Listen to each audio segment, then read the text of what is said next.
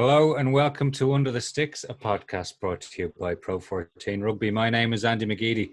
Another week without rugby, but having made our grand COVIDian return last week, we are not leaving you another week without rugby chatter. Joining me today, I have Mr. Paul Williams. How are you? Very well, thank you. How are you? I am excellent with my massive stack of books behind me, which are absolutely real. I know. Mr. That's Sean very, Holley. very brand McGeady. Sean, how are you? I'm good, thanks, Andy. Yeah, showing off my shirt chair behind and my schedule, which is absolutely blank at the moment because everything's been cancelled. Yeah. But it looks Mr. busy. Redmond, Adam Redmond, how are you? I'm fantastic. Back in my favourite haunt in Parky Scarlets. Would you not have chosen a different clubhouse backdrop for this week? This is probably the best one. It's got nice depth in the picture. And that's what makes this bar. It makes it look almost real. Paul thought it was real last week. Paul was very confused. He genuinely thought I was in Clonettley. In Clonettley, I know. Thinking a nip into the beef eater after. It's also got the best Guinness promotion, to be fair. Yeah, it does. Yeah, I think we need to spread that out. Andy, I think you need the history of Guinness sort of on the bookshelf there behind you somewhere. I've told you before, there is one way to ensure I promote Guinness a lot more when I'm recording the show. We all know what that is. Me too. I'm doing my best. And I am wearing black and I'm going grey by the day. So I am Guinness. Excellent. Personified, really. So what will we be doing today? We'll talk about some rugby news, what there is, and there is some. We will talk about some law news. I love this stuff. So some news around the breakdown. We'll talk about great games. What makes a great game? What were some of the great games? And we'll have some listener questions. And then we can all go about our week. So first up, Adam, we have some news. Do you want to rattle through some of these? We have some news indeed. So let me have a little look at what we've got. So pretty big news coming out of Newport. Ross Moriarty has signed a contract extension with Dragons. A couple of people thought that he may look to go to another Welsh region. Bit of speculation, he could go to England. So Dragons have confirmed he's staying, and our good friend of the pod, Simon Thomas, believes that is a 3-year extension. But staying in Dragons, it looks like doesn't look like Corey Hill and Dragons have confirmed he's going, and apparently bound for Cardiff Blues, and that may not be the happiest player movement. Dragons not apparently too happy about that. So see how that plays off. But apparently Corey Hill set for Cardiff Blues. Nice move for Blues because they're pretty sparkling from 9 to 15, but and actually pretty sparkling in the back row. That type 5 can use players like Corey Hill. So believe he's a Cardiff boy, Sean. Yeah, Pontypridd, he comes from the Cardiff Blues Academy, so it's back home for him, really. Yeah. People who are also staying, Gary Ringrose, the Ireland and Leinster centre, he's agreed a contract extension, as is the fashion and the style now. You don't really find out how long these contracts are for. So that wasn't revealed. Toyota Cheetahs also have got 6 guys on contract extensions and some pretty key guys for them. And the good thing about this is to explain that after year 1, the Cheetahs got gutted because these guys came out and they played really well, and see you later. What they've done last year and this year, they've managed to keep these guys. And the one that I would say that everybody needs to keep an eye on is Junior Pocamella. He's a back row there. He's a serious force, probably going to be captain of the Cheetahs in the future. There was one report in South Africa said Connacht were interested in him as well. So not just a popular man in the Free State. And actually staying with Cheetahs, there are a lot of reports in South Africa saying that Frans Steyn, he of the Monster boot, is en route back to South Africa and will be wearing a Cheetahs jersey next year. So it'll also be Ruan Pienaar's last season next year, I believe. So some nice kicking options there for the Cheetahs, and that's definitely a throwback 9 and 10 combo if ever I heard one. Yeah. Frans Steyn and Ruan Pienaar. Some older news that we didn't cover last week: Ratu Tagive will remain at Glasgow Warriors, and Ian Madigan will join Ulster from Bristol next season. One wonders, had he made that move 4 years ago, what we may have had. And I'd tell you, Paul, Ian Madigan strikes me as the out half of your dreams. Yeah, I do like a bit of Madigan. He's, I think it's a good move to see him come back as well. Bristol are moving on a little bit now, I think, with their recruitment. They're looking for genuinely big marquee players now. Sadly, I don't know whether he falls into that bracket, but yeah, big fan of his. One thing with Madigan, is guaranteed he's pretty solid off the tee, accurate, and he's got distance.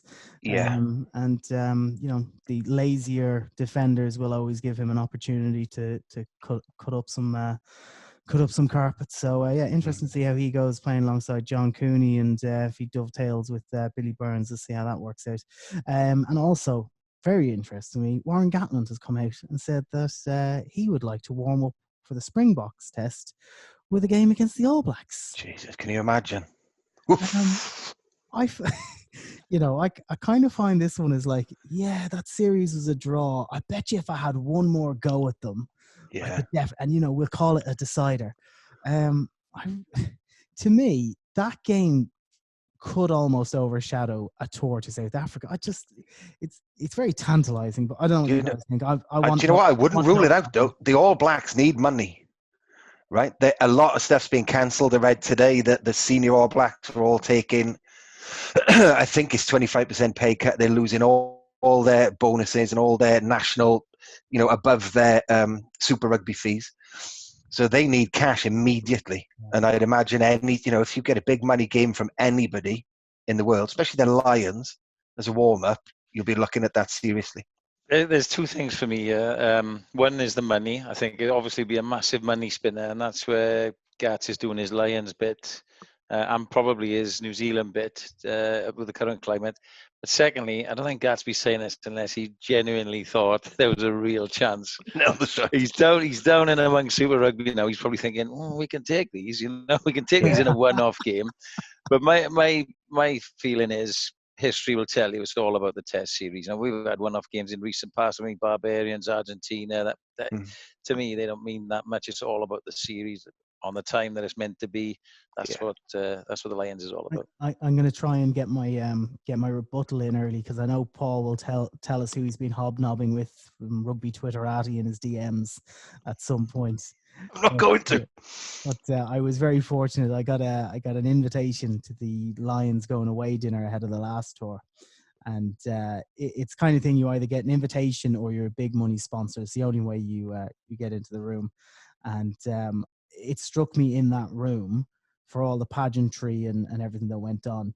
Like, the Lions is such a massive thing, but you can only, as a British and Irish rugby fan, you can only get your hands on them or see them in the flesh on tour.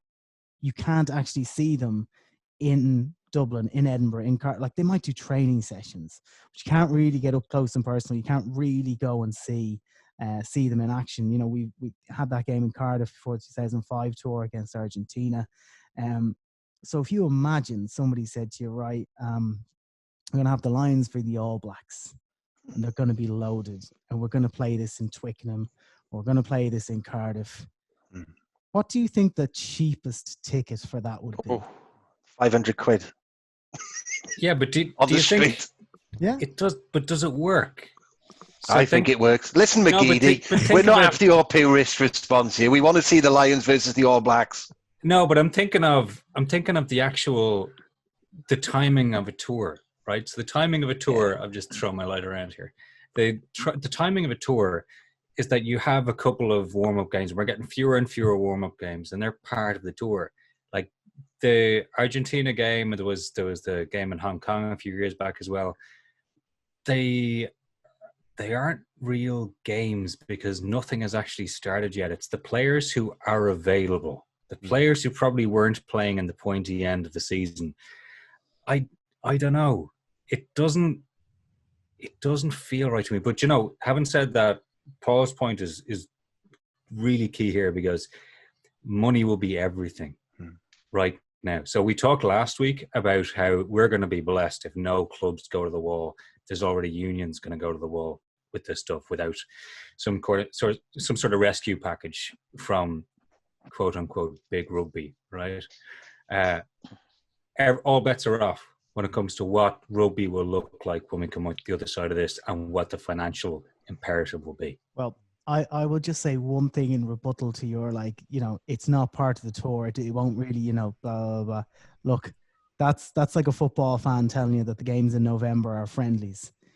If the Lions and the All Blacks pitch up on the moon in the middle of December, every rugby fan in the world will take that seriously. Oh yeah. Not every single player involved will want to rip the other. Yeah, guy but what if half the squad isn't available? Yeah, Again, there when they're is doing that. 500 quid a ticket, I think every player will be available. No, they won't. So let's say because we've had this before where the Premiership finals on, you know, and half the Saracen squad are there now. That mightn't be an issue next time around because they'll still be playing Championship rugby. But the point remains the same. So look, I get what you're saying, but I know it's cold. But Gats might be very clever. He might be thinking, due to this coronavirus now, no autumn series, right? Yeah. Australia can't travel, so on. He may be thinking, why don't we fund an All Black team to come up to us, showcase game? It gives me a chance to have a look at some players pre, Six Nations combinations, what I thought was my team, and I've still then got 6-8 months to the main tour. He's very clever like that, Gats. He'd be thinking, he'd be quite not devious, but he'll be thinking the best ways. This is a chance I can maybe put some players out of the reckoning, or actually shoe in some people who I definitely think. So, if that can happen, then as Adam said, we'll all jump on that in the autumn, won't we? I agree. And then you play it on the roof of a hotel in Dubai. $2,000 a ticket, off we go.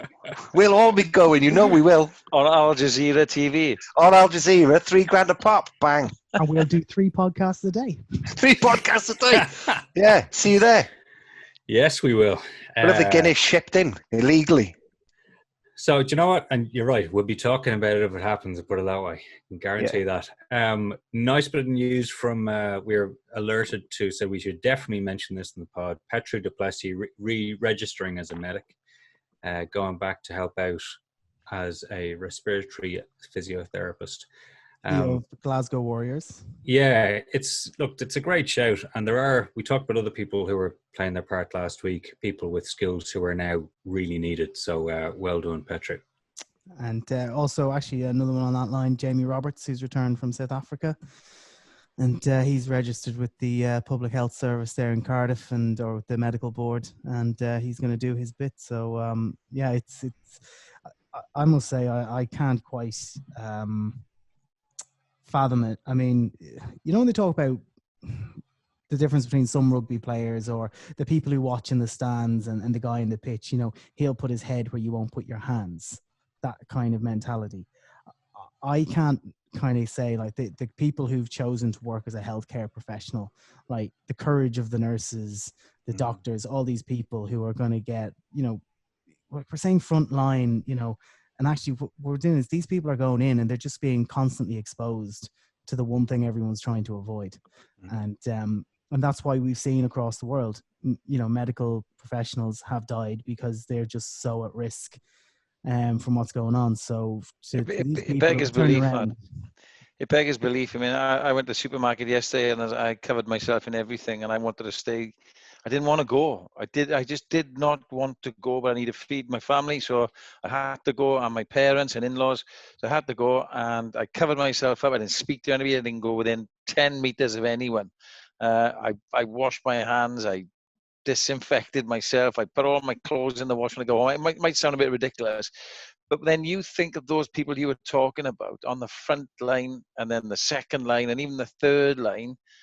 It's unbelievable what they're putting themselves in. And then to volunteer like Petrus and Jamie. Jamie even cleared out his flat in Cardiff so that NHS workers can go and stay in there, which is great. But to actually be working there, I've got friends now in intensive care and they're sending me photographs. They can't breathe. And I just don't think they understand how serious this is. I really don't. Yeah, people need to listen to doctors talking about what's going on. In Ireland, we've got a radio program called Morning Ireland. I suppose the equivalent of the Today program in the UK. And they had an interview with one of the heads of emergency medicine at one of our big hospitals, and just hearing them talk about the experience within the intensive care ward and what they can do, and what they can't do. once you arrive in there, they're simply trying to help your organs survive. That's where we are. So everyone of us can play a little bit. We talked extensively about that last week. We're trying not to let Paul Williams go near any supermarkets or public places. That's just a general thing. That is not restricted to COVID-19. Just a general register. General register. That's your word, Williams. Yeah. No, I could show the mini mullets coming. I don't know whether you can even see it on the back, the paedophile headdress. Yeah. I like it, the Hasselhoff. The Hasselhoff's coming with me. I think that's generous, Holley. Hasselhoff. Self-acclaimed. So we move swiftly on to the next part of our show. Yeah. There has been one of the great law pronouncements made in recent days. Yeah. Look at the smile on his face. I'm so happy.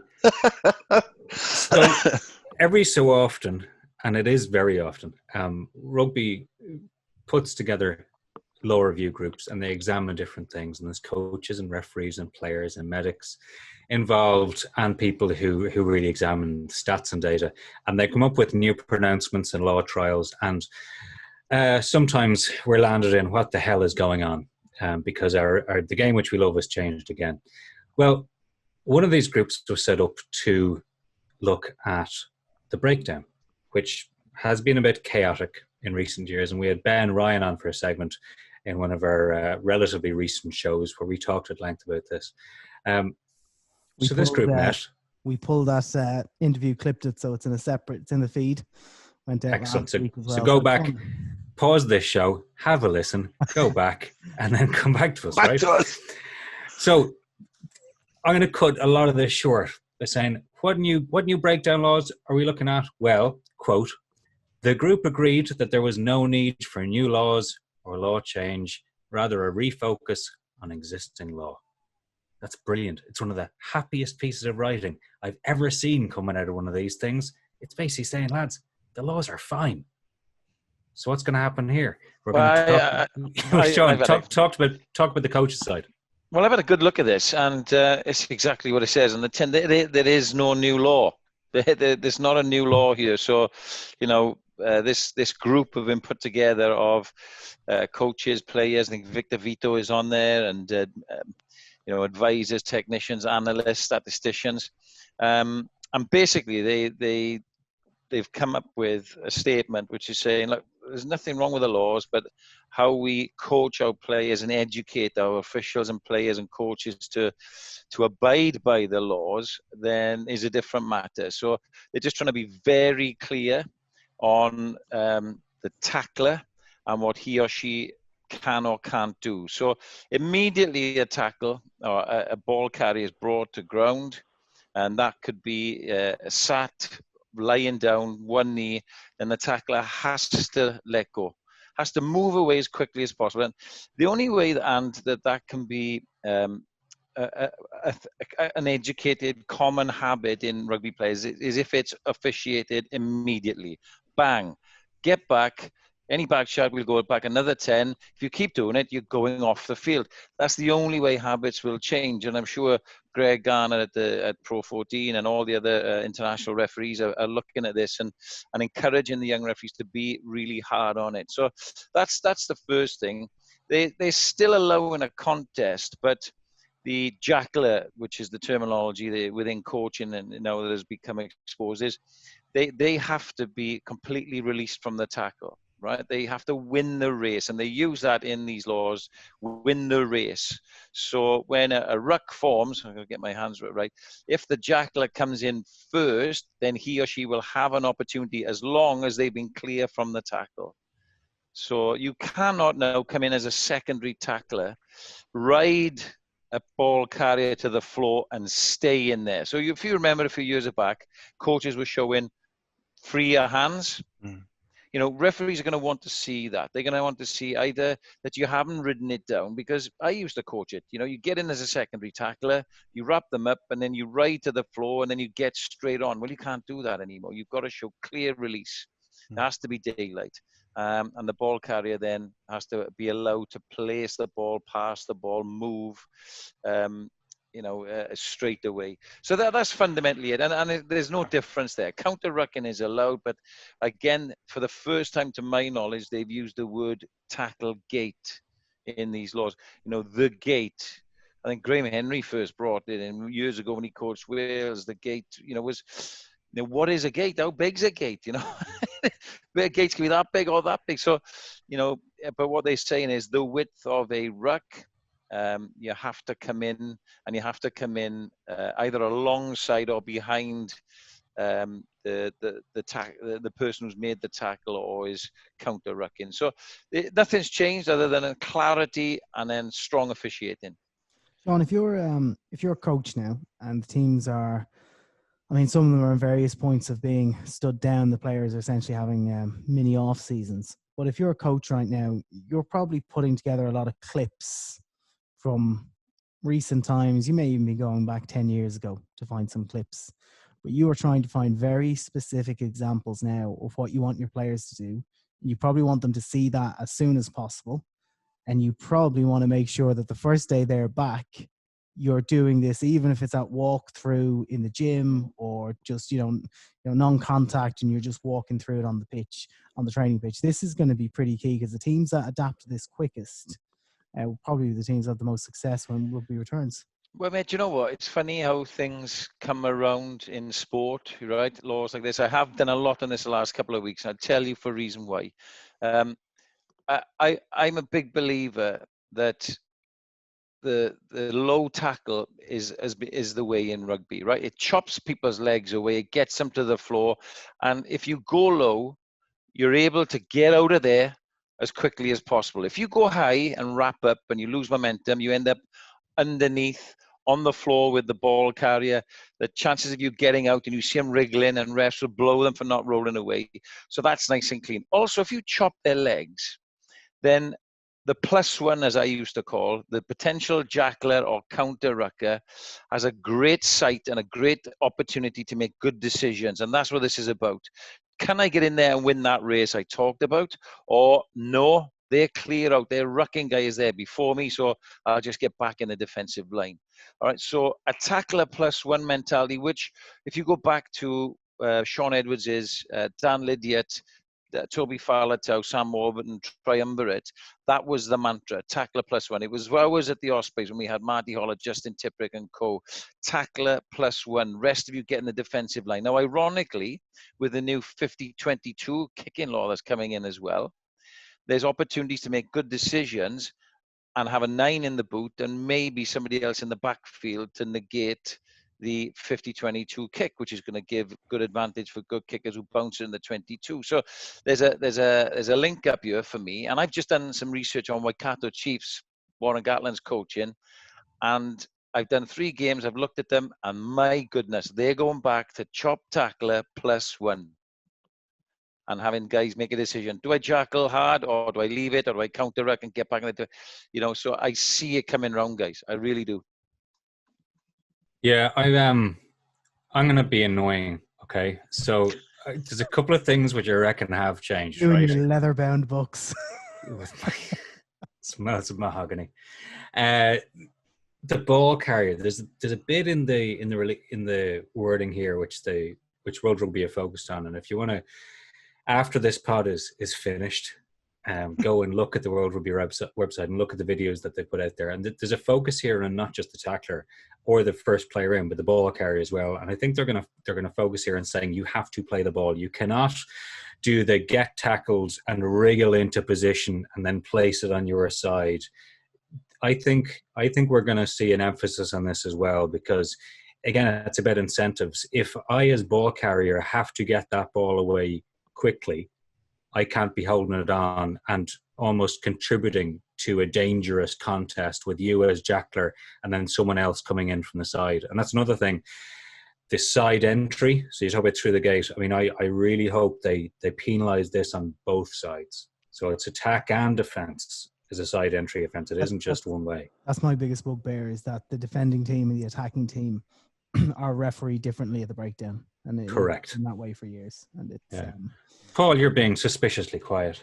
No, I was just listening to particularly what Sean was saying. And my big problem, is the side entry, which I find very frustrating. The dangerous clean out is one of my, which hasn't been mentioned at all in any of this new stuff. Because that's a big thing, that those torpedo clean outs, I mean, they are so dangerous. That was I mean, Ben Ryan's big issue. That and the crocodile rolls and the judo rolls. You think of some of the places, particularly Sam Warburton and Pocock, just so fearless, and they just stick their necks on their spine, and everyone was just cleaning out off their feet. But the one thing I think that's missing from the breakdown, and weirdly from those big box kick trains, is that you don't know how long the referee deems a fair contest. And to me, it should always be time. And I think it would help everyone if it's audible. So if the fair contest is 3 seconds, they should count to 3. Because it gives everyone a fair idea of what's going on. And the similar with those ruck trains. You say, scrum half now, you've got 5 seconds, and you hear them say 1, 2, 3, 4. If it gets to 5, it's a penalty. And I think clarity like that would help on the ground, because some people allow a fair contest of 1.5 seconds. Some people allow a fair contest of like nearly 3 seconds. And none of the players know where they are. And if you don't know where you are, you'll start cheating. So I think if you had that 1, 2, 3, I know you can't count accurately, but it's more accurately than no counting at all. You're assuming here, Paul, that all referees can actually count. Well, there is that. There is that.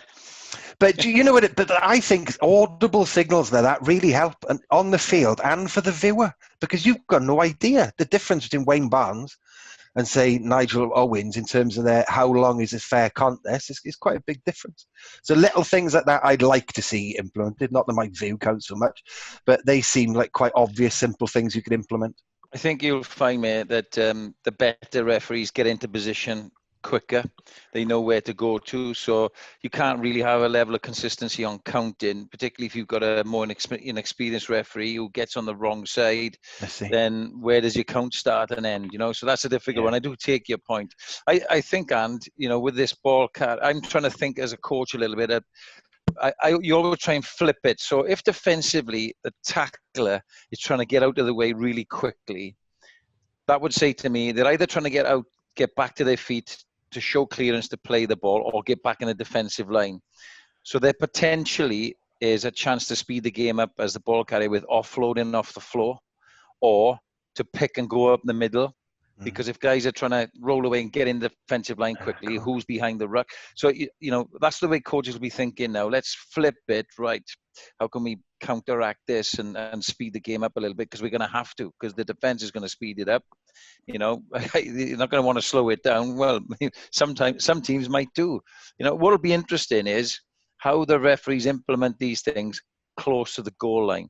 How often do we see great bits of play, offloading, line break, right from halfway line, it goes to 5 meters out, and then it becomes a slugfest for the next 10 minutes, multi-phase forwards trying to bash over. How they manage that, the same as they do at the halfway line, is going to be key for me. Yeah, you brought up a really good point, right? Because Paul was saying there's no mention of the sort of missile clear out here. There's a kind of a sideways reference to it here, which is that towards the end, they talk about encouraging arriving.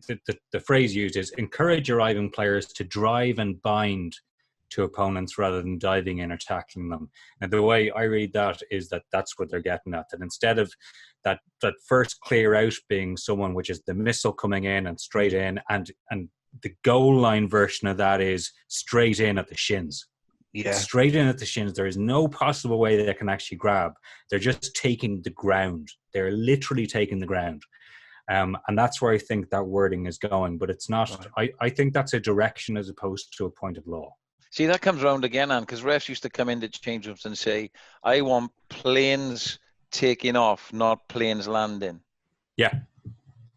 Yeah, that's exactly it. See the reference? And that's so it's coming back again.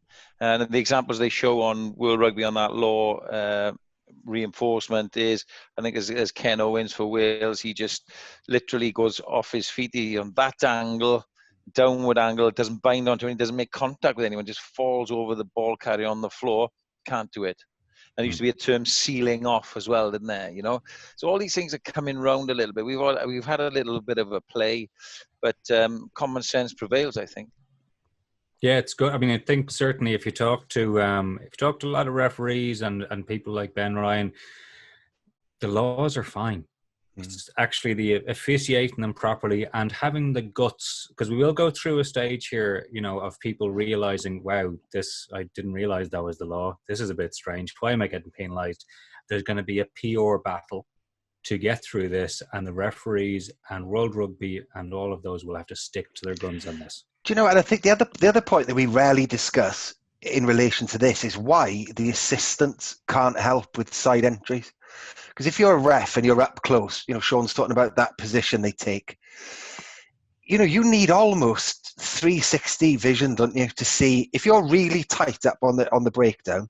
It's very difficult to see someone coming over your left shoulder and right shoulder, which some of those iffy side entries are. And I don't see why the assistant referees can't be involved in some of those decisions. I mean, I'm spot on with you there. But I think we could head towards an NFL style where we have a head referee and then a lot of other people inputting, because there's so many different things that go on. And then to go back to your audio thing, that's where I think in big games, because I've been in the stadiums for the last year or two, and a lot of those fans need educating. They don't know the laws of the game. They shout ridiculous things. And quite frankly, as a rugby person, it's quite disheartening and annoying. So, when the head official in the NFL switches his thing on, it comes around the stadium, this is why it's happening, penalty, back you go, thanks very much. Yeah. Everybody's clear. And it might start to educate, rather than put the whole onus on the pundit or the commentator every time. To educate the general rugby public out there. I'm glad you brought that up, because it is something that we've actually discussed, right the way up to, with our CEO, in terms of how do we make the experience for the fans in the stadium better. And one of those things, as we've said, is like, well, how do we communicate the referee's decisions to the crowd? Because if you're at home, you've got access to the referee mic. For some games, we have the AR mics are hot as well. So you can hear those conversations. You've got the stats, you've got the commentary team, you've got the sideline reporter. You are as informed as possible.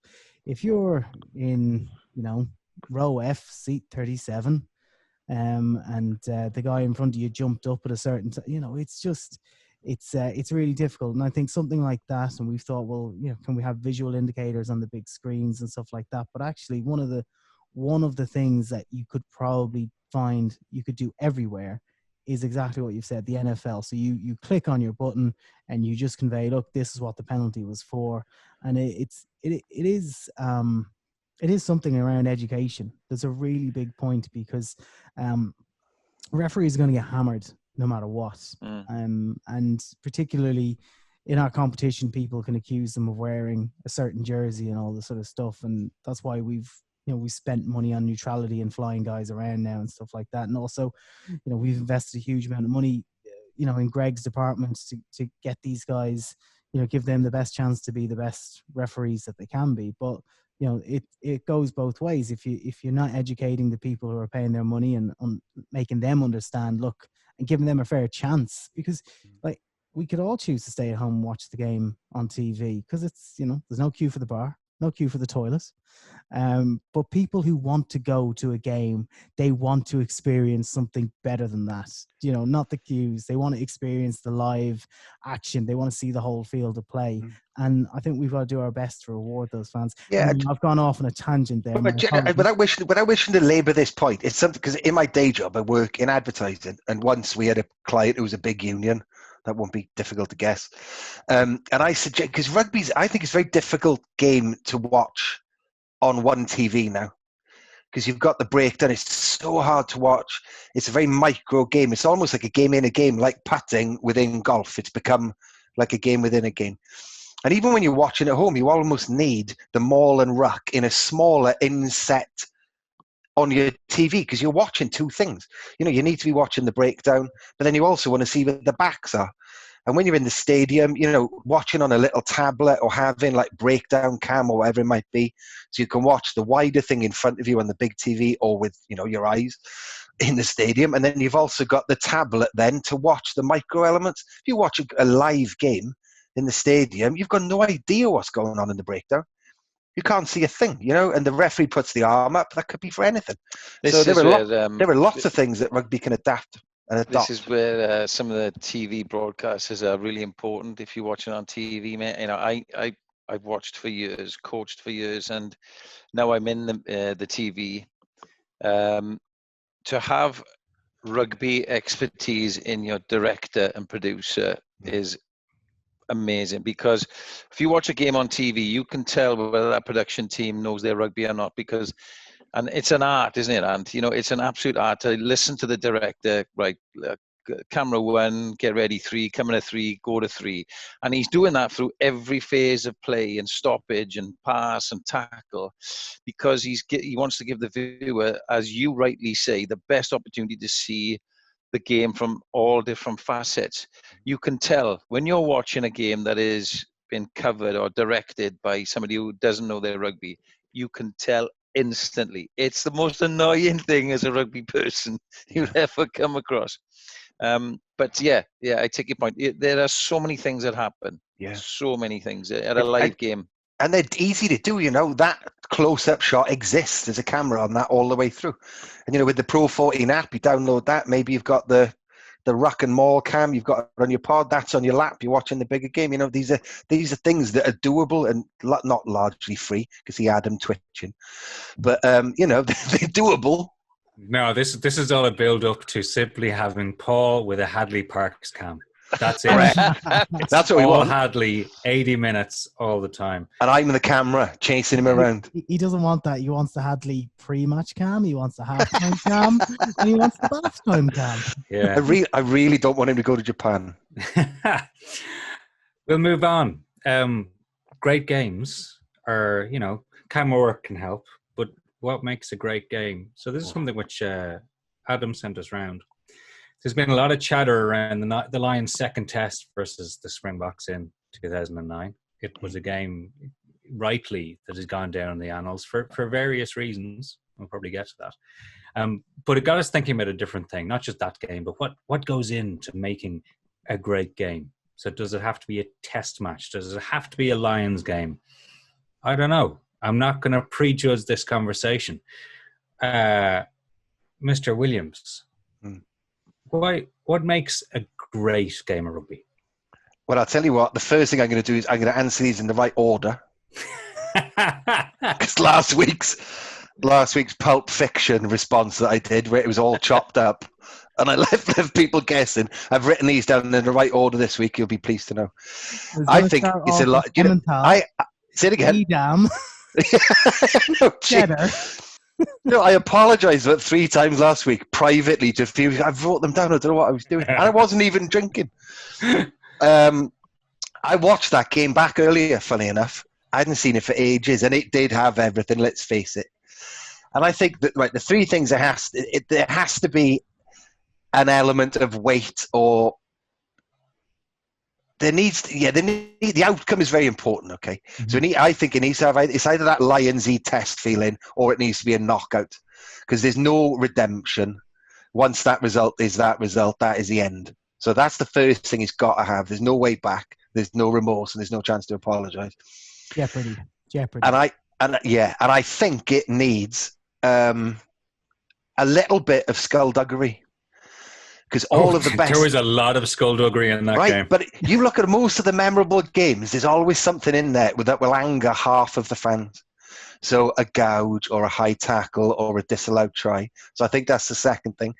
And then the third thing I think that really memorable games need, all of the ones that I've been through in my mind, are line breaks. Because they are the things that you remember. So when you're looking back at it, you need tries with, the Monier, there was a Habana try and the Peterson try. They're all sort of 40 metre, 50 metres.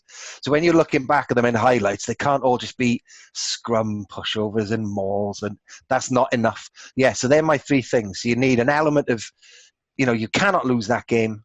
You need some line breaks, and you need the odd eye poke. And that's Redmond, you put out the question. Add to this.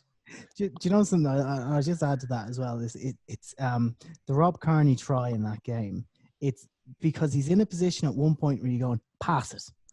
He is. Don't Yeah. be a greedy, pass that ball and make sure there's a try.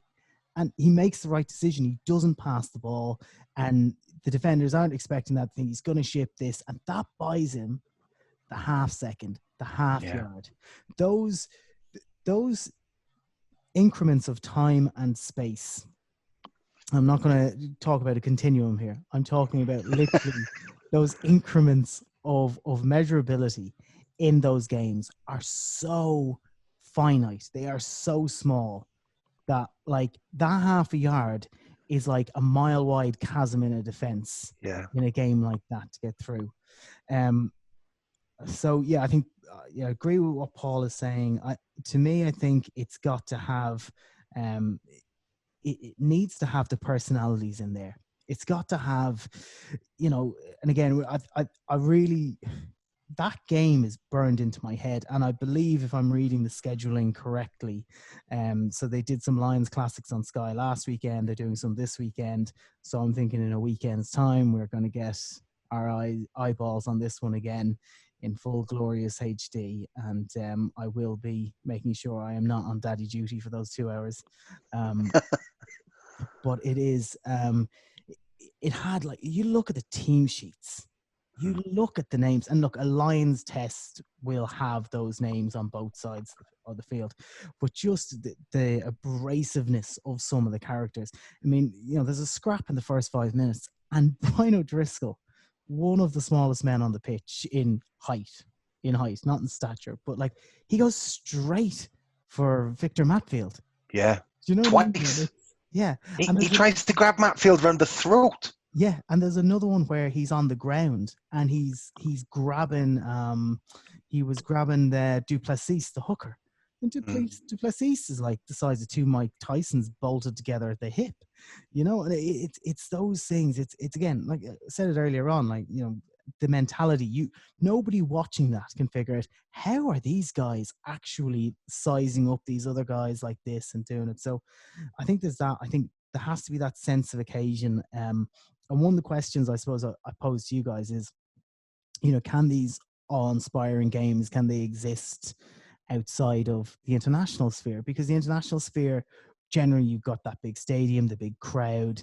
You'll probably have that jeopardy that Paul says. I mean, if you lose a game in the Six Nations, your Grand Slam is over.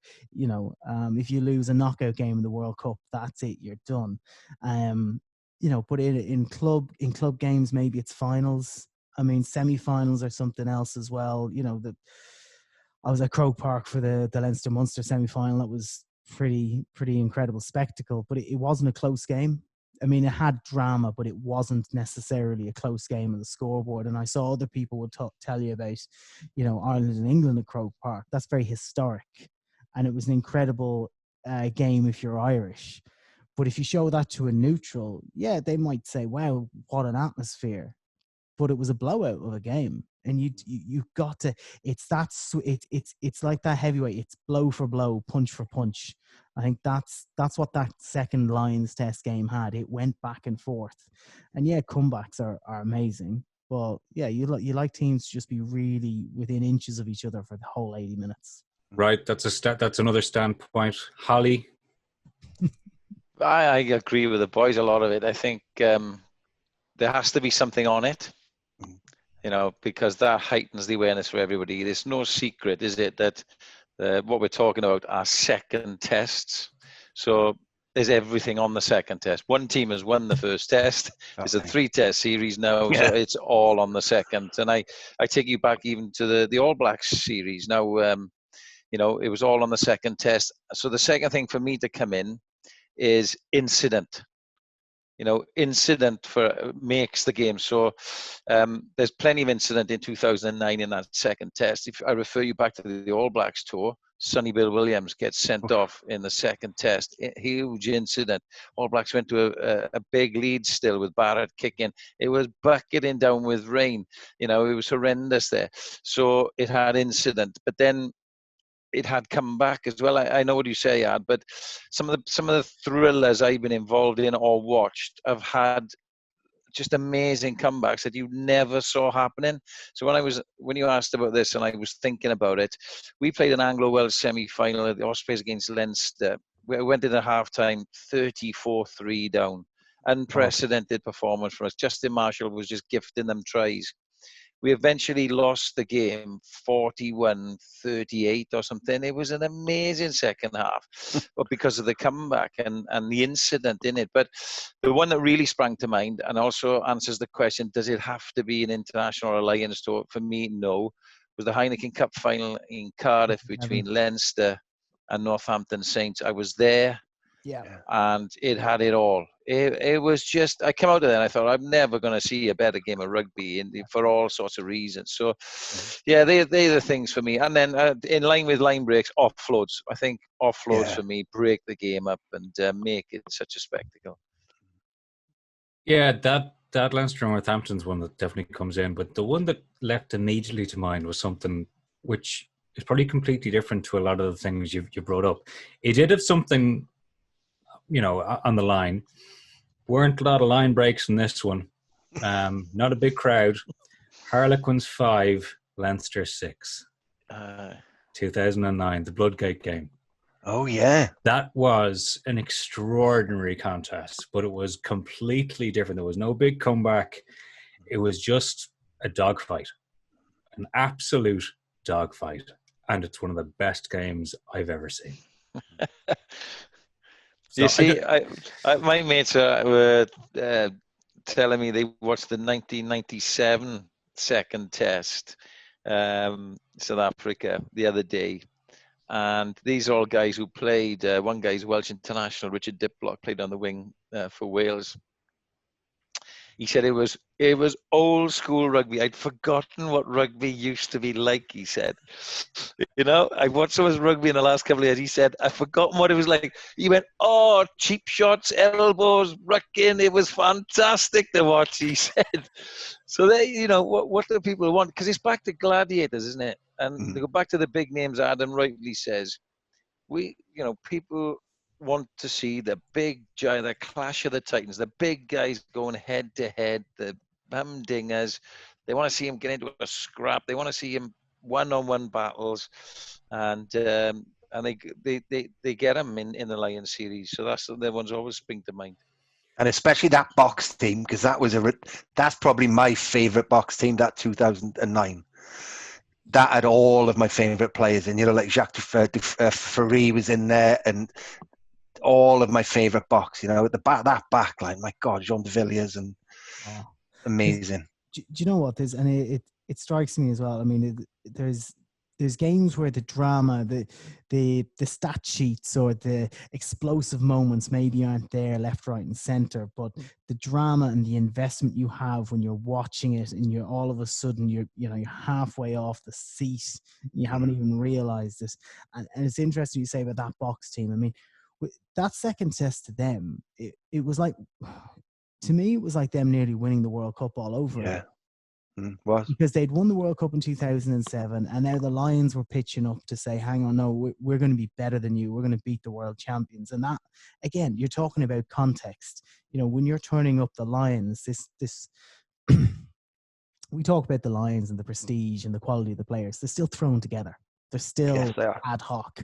Yeah. And for them to then, overcome that and take on the best team in the world. So I think South Africa were pretty much unbeaten all that year.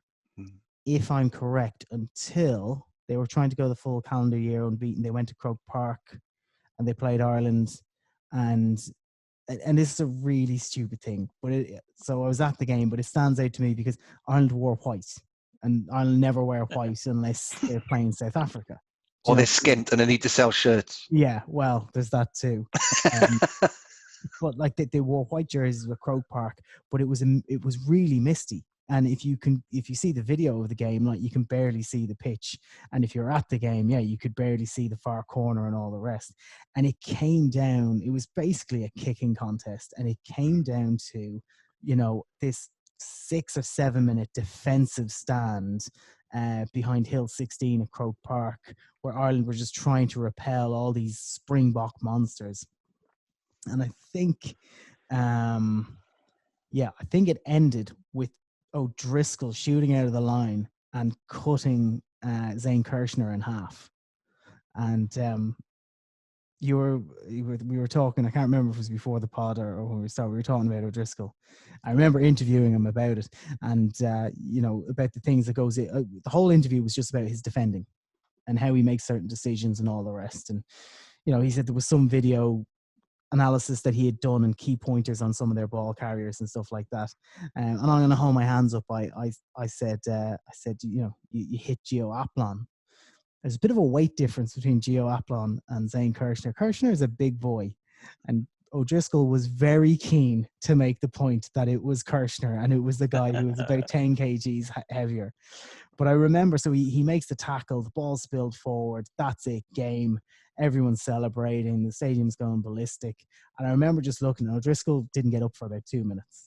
Yeah. And he put everything into that. And I'm sure everyone around here has been at games like that. And I think one thing we probably haven't sort of identified is those individual virtuoso defining moments. And some games as well, they can define a team, they can define a player or a coach, but also some games change the way rugby will be played then for the next 4 or 5 years.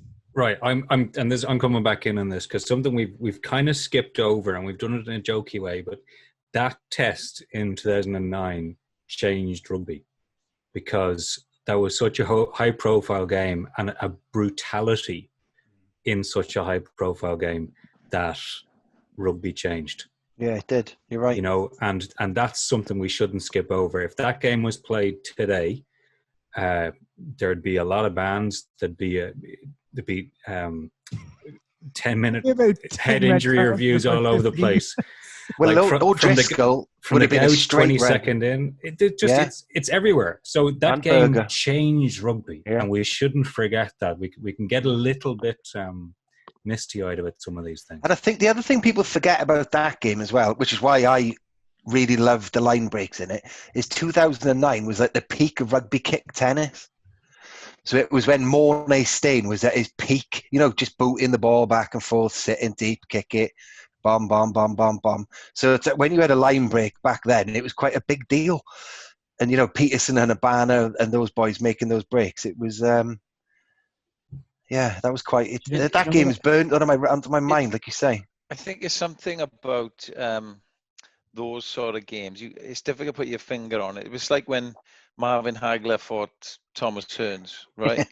it just bang. It sparks into life. You can talk about it's going to be this, it's going to be a game of chess, a kicking game.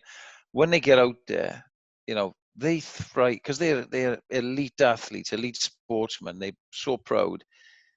Sometimes it just goes off, and I think that day was one of those days. I think back to 97, the second game in Durban, I think it was Jerry Guscott kicked the drop goal to seal a series. It went off that day as well. And, it's hard to put your finger on, but when you're part of something like that, it's unbelievable. It's like you're in slow motion. It's like you're in a bubble. Things happen that don't normally happen. You sort of see them just about as they're about to. Like Shane Williams misses a tackle, and his opposite number goes 90 meters. And I'm talking about San Sebastian again, where Petrus beat us in the quarterfinal. I'll never get over it. Things like that never happen, but they do in these one-off games. I watched some of it earlier with you guys. There would have been about 10 HIAs in that if that was played today. Easily. It was unbelievable. It was like Mean Machine. I was wondering for Burt Reynolds to come out, and it was unbelievable. Well, Danny Rousseau looked like he was acting. It looked like something from a bad film. He was so concussed, and there was a clear gouge. When you look back at the gouge on Fitzgerald, my God, it's unbelievable. Hang on a second, we shouldn't look at that as say but that was 2009. No, in 2001 that was a red card.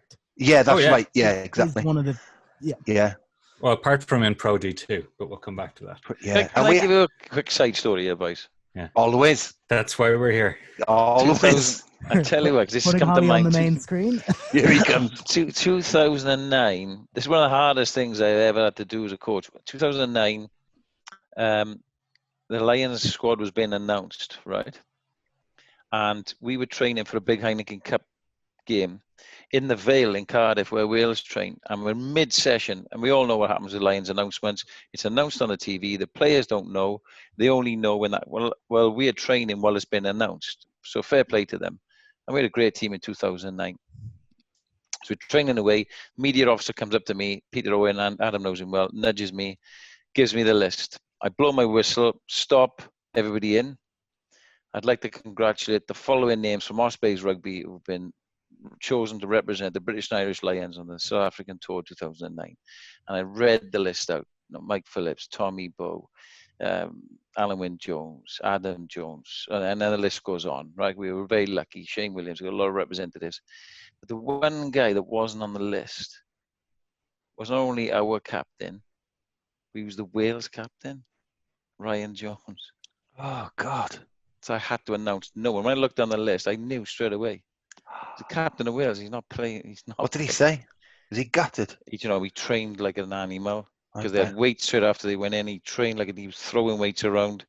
I went to speak to him and I couldn't speak to him, Ironically, he went as captain of the Wales tour that I coached in North America, got concussed in the game against Canada, played against USA, got smashed in the first minute, and Warren Gatland phoned him to fly over because somebody got injured out there.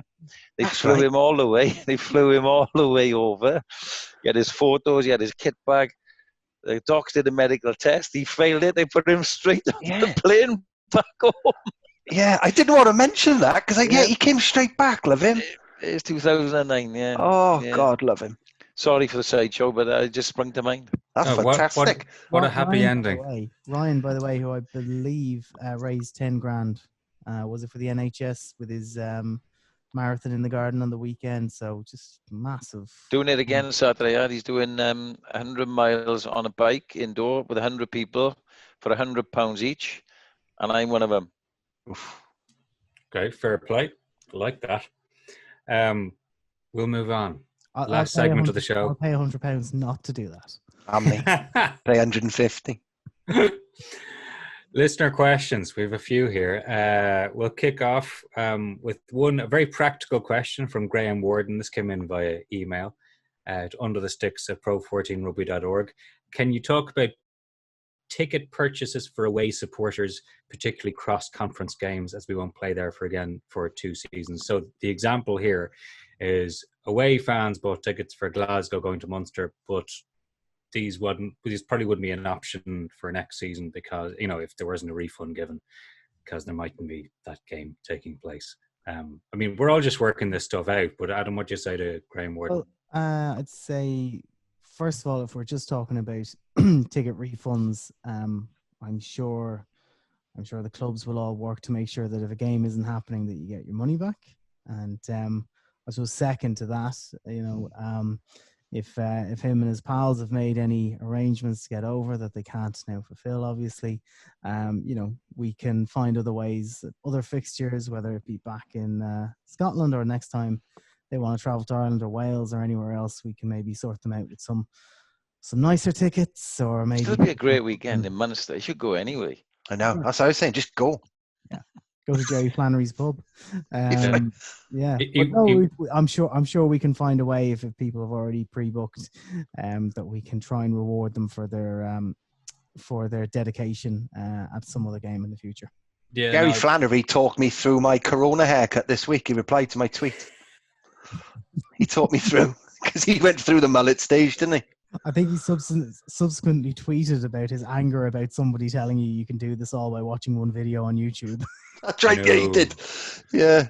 Danger ahead. I will say before we move on from Eric's question, he was fairly clear that he would feel bad about taking money away from clubs at this time. Obviously a refund would be fine, but we're all working this out. When you don't want to be like, rugby's values, aren't they great and all the rest? I know. It's really tempting to turn around and say, what a good rugby man. Yeah.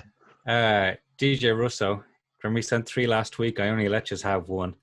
The next one we get from DJ, the weirdest jersey you've seen a professional club play in. Oh, God.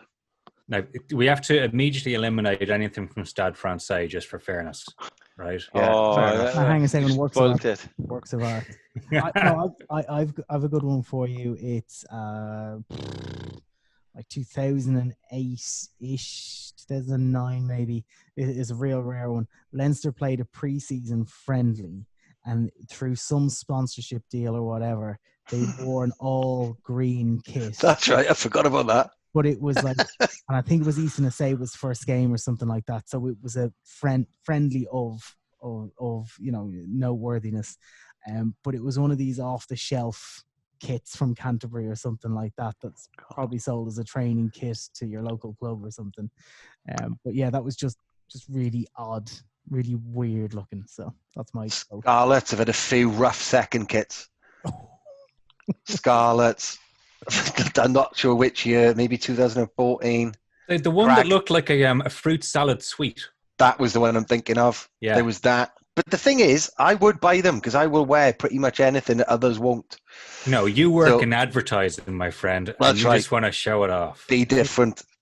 I'm actually digging into my kit Oh, story. hang on. Okay, Here we go. I'll give you another couple of minutes, Sean, before coming in. We don't have another Zoom upset like we did last week, and we can actually put the video podcast up so that the audio. So for those of you, if this ends up not being a video, Sean is now scrambling off screen through his memorabilia drawer, and There'll be anything in there.